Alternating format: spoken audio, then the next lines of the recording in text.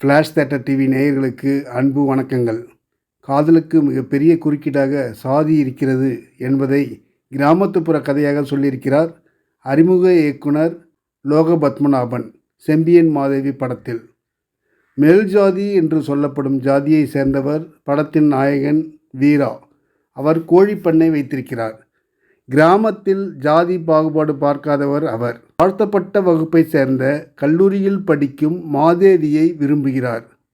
ஆனால் அவர் ஒதுங்கி போகிறார். பிறகு ஒரு சூழ்நிலையில் மாதேவியும் வீராவை காதலிக்கிறார்.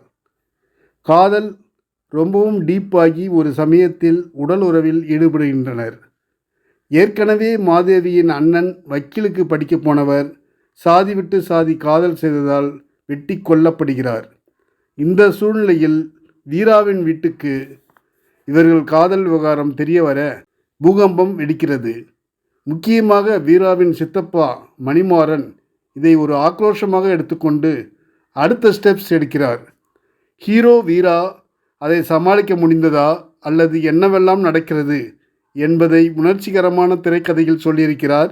ஹீரோவாக நடித்து படத்துக்கு இசையமைத்து கதை வசனம் எழுதி படத்தை இயக்கியிருக்கும் லோகபத்மநாபன் தனக்கென்று தனியாக பில்டப் சீன்ஸ் வைத்து கொள்ளாமல் கதையின் நாயகனாக ரொம்பவும் பொருந்தி போய் நடித்திருக்கிறார். நாயகி அம்சரேகா யதார்த்தமான கிராமத்து பெண்ணாக இறுதி காட்சியில் உள்ளத்தை உருக்கும் கேரக்டரில் நடித்திருக்கிறார்.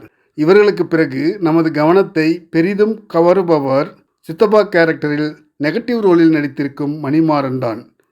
பல படங்களில் முன்பு இவரை பார்த்திருக்கிறோம். இதில் அவருடைய உழைப்பு தெரிகிறது. படு ஆக்ரோஷம் காட்டி நடித்திருக்கிறார் மணிமாறன். இனிமேல் பல இயக்குநர்களின் தேடுதலுக்குரிய நடிகராகிவிடுவார் மணிமாறன்.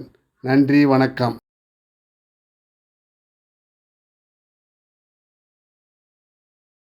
எல்லாருக்கும் வணக்கம். நான் தான் மனஸ்வி. ஃப்ளாஷ் தேட்டர் டிவிக்கு லைக் பண்ணுங்கள், ஷேர் பண்ணுங்கள், சப்ஸ்கிரைப் பண்ணுங்கள், கமெண்ட் பண்ணுங்கள். மறக்காமல் அந்த பெல் ஐக்கானையும் கிளிக் பண்ணிடுங்க. அப்போ தான் உங்களுக்கு நோட்டிஃபிகேஷன்ஸ்லாம் வரும். Thank you all. Bye bye.